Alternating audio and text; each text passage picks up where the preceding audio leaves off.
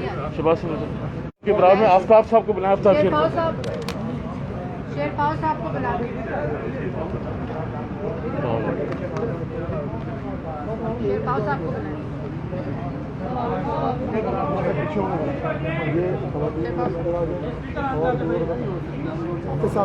जगदीश साहब आप यही नजर आ जाए।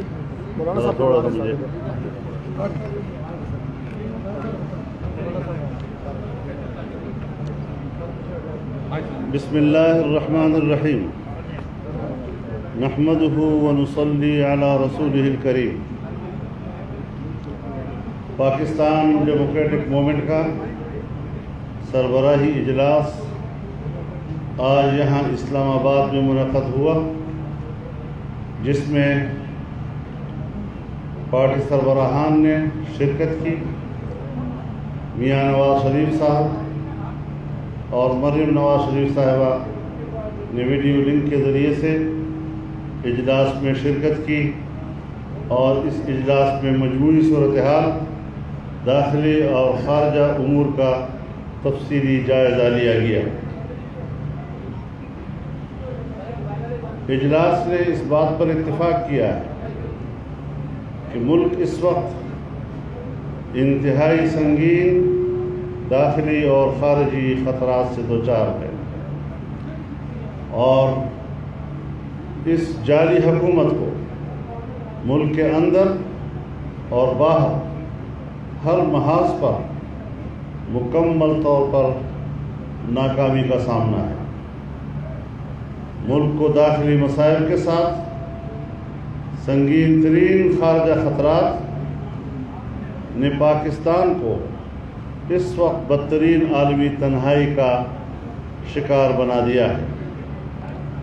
अफ़ग़ानिस्तान में रूनुमा सूरत हाल पर सलामती कौंसिल के इजलास में पाकिस्तान को बैठने की इजाज़त देने से इनकार से मुल्क का मफाद ही तबाह नहीं हुआ, बल्कि मुल्क के वक़ार को भी तबाह कर दिया गया। PDM अफ़ग़ानिस्तान के हवाले से वाज़ेह तौर पर इस बात का बड़े वाज़ेह अल्फाज में हिमायत करती है कि अफ़ग़ानिस्तान के मसले का हल फ़रीक़ैन का बाहमी मुज़ाकरात और मुज़ाकरात के ज़रिए सियासी हल है और एक सियासी और मुस्तहकम अफ़ग़ानिस्तान वो पाकिस्तान को मतलूब है। PDM के कायदीन ने बड़ी तफसील के साथ दाखिला और ख़ारजा मामलात और हालात का जायज़ा लिया और अपने ख़यालात और ख़दशात का इजहार किया। इस हवाले से इजलास ने मुतालबा किया है कि पार्लियामेंट के अंदर मौजूद अपोजिशन को इस बारे में एतमाद में लिया जाए, क्योंकि पार्लियामेंट का एक बड़ा हकीकी और अहम हिस्सा मुल्क को दरपेश इस सूरत हाल से आगाह नहीं है, क्यों उनसे हक़ाइक़ छुपाए जा रहे हैं। इजलास ने मुल्क में बदतरीन महंगाई की शदीद तरीन अल्फाज में मज़म्मत की है। हुकूमत ने महंगाई, बेरोज़गारी और जुल्म के रिकॉर्ड तोड़ दिए हैं। आवाम का जीना दुभर हो चुका है। ज़ालिमाना टैक्सों और IMF की शराइत पूरी करने के लिए आवाम के वजूद से खून का आखिरी कतरा भी निचोड़ा जा रहा है। इस हवाले से पाकिस्तान डेमोक्रेटिक मूवमेंट ने अपने अगले इक़दामात का जो शेड्यूल दिया है, 21 अगस्त को इस्लामाबाद में स्टीयरिंग कमेटी का इजलास होगा, जिसमें कुछ तजावीज़ जो यहाँ इजलास में पेश हुई उस पर तमाम पार्टियाँ अपने अपने जमातों से मुशावरत के बाद फिर इकट्ठी होंगी ताकि इत्तिफाक राय के साथ उन तमाम तजावीज़ को अमली शक्ल दी जा सके। 28 अगस्त बरोज़ हफ्ता कराची में सरबराही इजलास होगा और स्टीयरिंग कमेटी के تجاویز پر اس میں غور بھی کیا جائے گا اور فیصلے بھی صادر کیے جائیں گے۔ 29 اگست بروز اتوار کراچی میں پی ڈی ایم کے زیر اہتمام عظیم الشان اور فقید المثال جلسہ عام منعقد کیا جائے گا۔ اس وقت ملک میں آئینی حکمرانی مفقود ہے اور آئینی ادارے عضو میں معطل بنا دیے گئے ہیں۔ اظہار رائے کا گلا گھونٹ دیا گیا ہے۔ میڈیا پر بدترین آمرانہ قدغن عائد ہے۔ صحافیوں پر حملے ہو رہے ہیں۔ اس ساری صورتحال پر شدید تشویش ظاہر کی گئی اور ان اقدامات کا سخت الفاظ میں نوٹس لیا گیا اور مذمت کی گئی۔ پی ڈی ایم کے جو بنیادی مقاصد ہیں اس کے اس محور کو اب ہمیں یقینی بنانا ہوگا کہ تمام ادارے اپنی آئینی اور قانونی حدود میں رہتے ہوئے اپنی ذمہ داریاں کما حق و نبھائیں جو ان کے ذمہ قانون کے مطابق سپرد کی گئی ہیں، اور اپنے دائرۂ کار سے باہر انہیں اپنا کردار ختم کر دینا چاہیے تاکہ ملک آئین کی پٹری پر دوبارہ چلنے کے قابل ہو سکے۔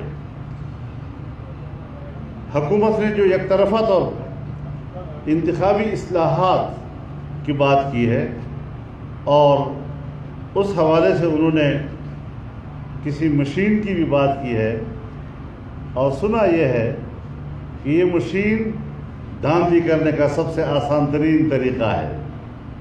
ہم واضح کر دینا چاہتے ہیں کہ یک طرفہ انتخابی اصلاحات یا اس حوالے سے اقدامات مسترد کیے جاتے ہیں۔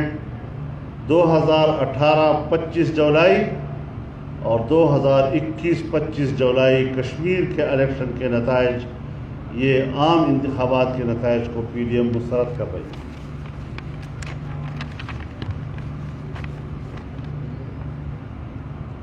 ہم سمجھتے ہیں کہ عوام کو یہ حق حاصل ہے اور یہ عوام ہی کا حق ہے کہ وہ اپنے نمائندے اپنی آزاد رائے سے چنیں۔ یہ حق کسی بھی بہانے عوام سے چھیننے نہیں دیں گے۔ ہم سمجھتے ہیں کہ ملک پر الیکشن چور سلیکٹڈ حکومت مسلط ہے۔ ان کی ہر قسم کی انتخابی اصلاحات اور قانون سازی کو ہم مسترد کرتے ہیں۔ ہم یہ بھی سمجھتے ہیں کہ نیب اور ایف آئی اے سیاسی ادارے بن چکے ہیں اور اپنی آزاد اور غیر جانبدارانہ ساکھ قطعی طور پر کھو چکے ہیں اور صرف اپوزیشن کے خلاف انتقامی کارروائیوں کے لیے استعمال ہو رہے ہیں۔ ہم اظہار رائے کی آئینی آزادی، میڈیا کے حقوق پر قدغنوں کی شدید مذمت کرتے ہوئے صحافیوں پر ایف آئی اے کے ذریعے مقدمات کو مسترد کرتے ہیں اور مطالبہ کرتے ہیں کہ تمام مقدمات واپس لیے جائیں اور میڈیا کو دبانے اور ان کی زبان بندی کی غنڈہ گردی بند کر دی جائے۔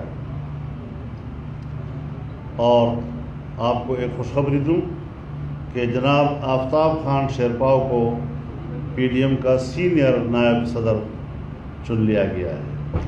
مبارک ہو آپ کو۔ اجلاس نے فیصلہ کیا کہ پی ڈی ایم اپنی تمام تر توجہ اور توانائیاں ملک میں شفاف اور آزادانہ انتخابات منعقد کرانے پر مرکوز کرے۔ پنجاب میں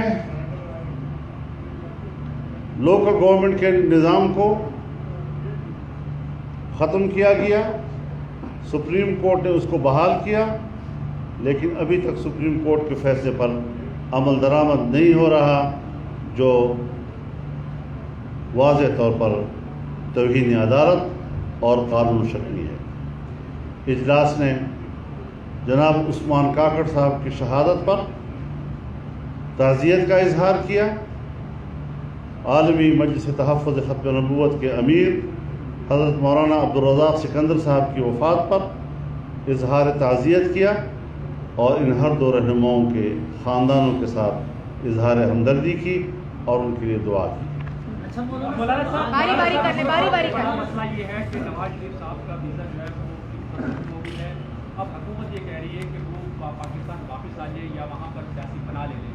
کیا پی ڈی ایم نے کوئی مشورہ لیا ہے کہ میاں صاحب کو اس وقت واپس آنا چاہیے؟ اس وقت ان کے حالات اس بات کو بتا دیے کہ وہ پاکستان میں رہیں.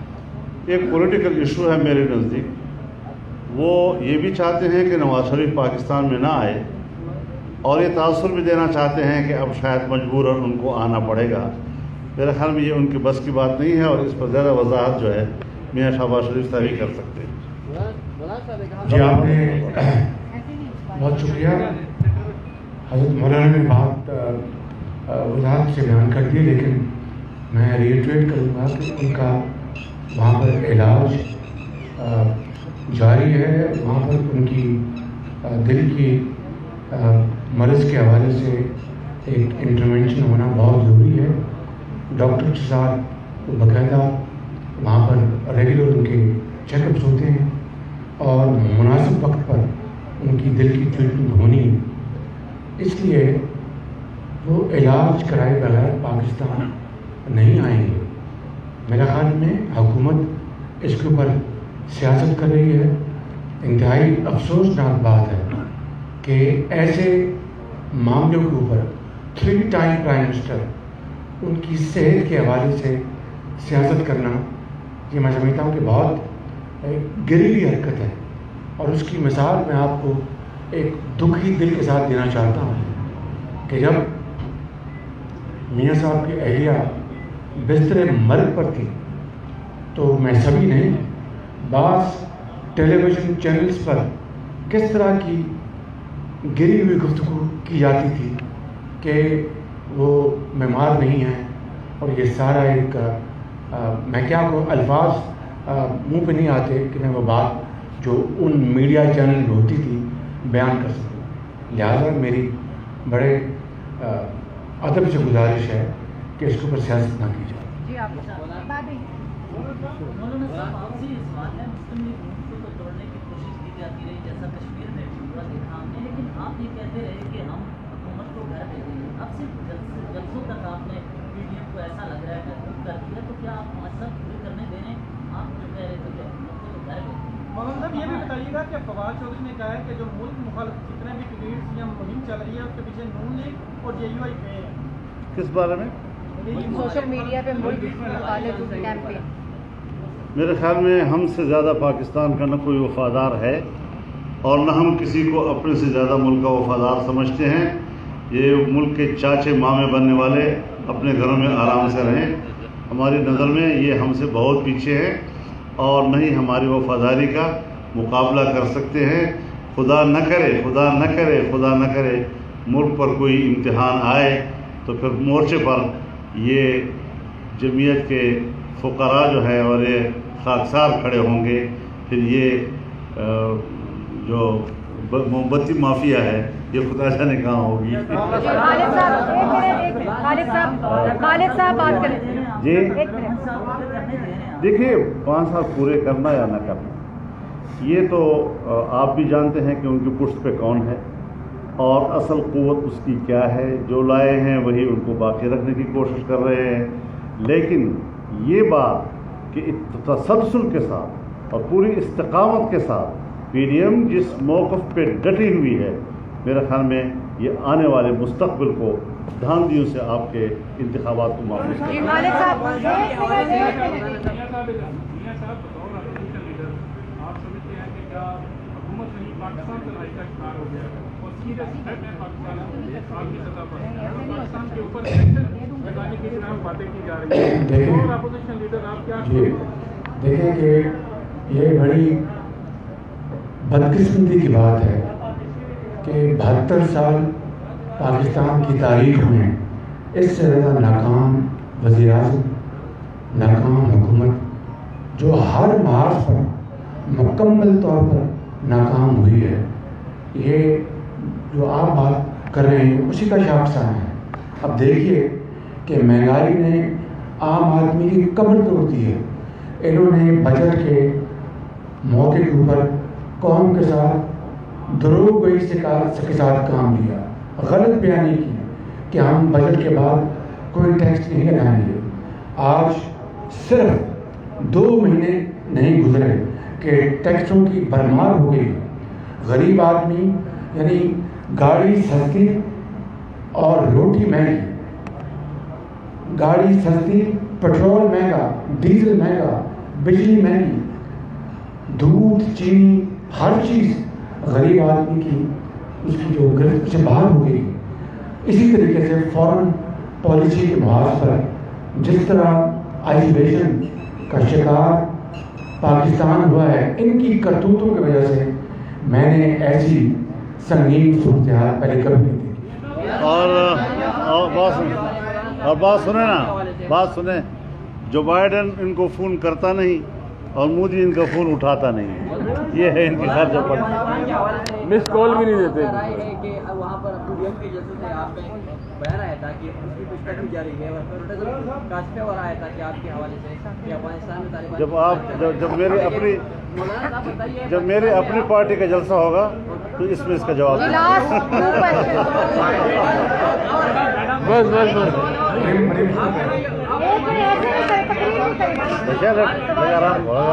مری میں بس کریں۔ آخری سوال لے لیں۔ جی فرمائیں۔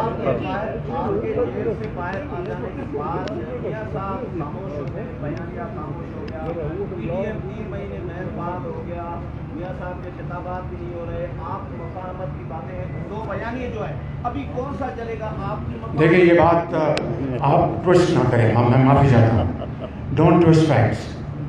میں نے ایک جو 3 مہینے جو پی ٹی ایم غیر فعال ہوا یا فعال ہوا، کیا یہ میں نے کیا ہے؟ بتائیں مجھے کس طرح جو ابھی جو ہماری میٹنگ ہوئی تھی پی ڈی ایم کی، اس میں میاں صاحب شریک تھے، اس میں پچھلی میں بھی تھے بھائی، اس میں شریک تھے۔ جلسہ کراچی کا اس لیے مؤخر ہوا کووڈ کی وجہ سے، اور محرم کا بھی آمد اس کا بھی احترام ہے۔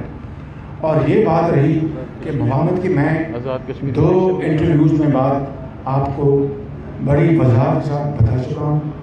پھر میں یہ کہہ رہا ہوں کہ P D M Muslim League نون فری اینڈ فیئر الیکشن چاہتی ہے، آئین اور قانون کی حکمرانی چاہتی ہے۔ یہ ہماری ڈیمانڈ ہے، ہماری سوچ ہے، اور اسی کے گرد ہماری سیاست ایوالو کر رہی ہے۔ مفاہمت کی جب آپ بات کرتے ہیں تو میں اس کا جواب دے چکا ہوں کہ کیا ان 30 سالوں میں اگر آپ کی بات بحث برائے بحث مان لیں تو کیا اس کے نتیجے میں 30 سال میں میرے ذات کو کیا ملا؟ کائنڈلی ذرا مہربانی کر کے آپ بڑے ذمہ دار صاحب ہیں۔ Thank you very much. چلے جی۔